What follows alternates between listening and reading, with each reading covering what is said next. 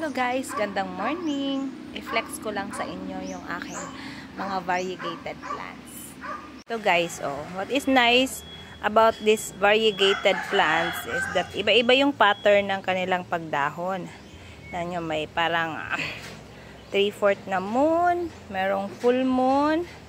Ayan, merong konti lang yung variegation, meron pang white, ayan.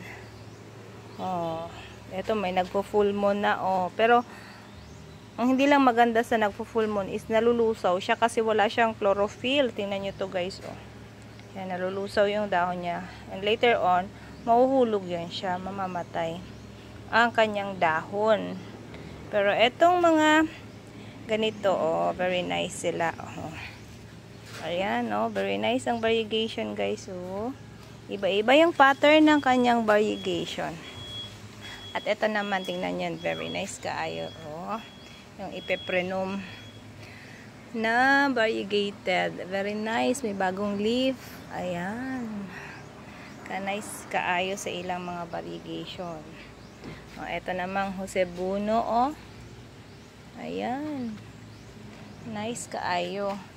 Naapod ko'y variegated rin na Costus. Ayan. Variegated Costus or Stairway to Heaven. Tinatawag siyang Stairway to Heaven kasi paikot-ikot, spiral yung arrangement ng dahon niya hanggang pataas. Ito naman yung aking Monstera, Monstera na variegated. Ayan.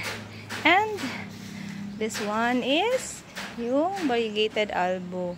Medyo nainitan lang guys. So pag nainitan yung albo, ganyan natutunaw.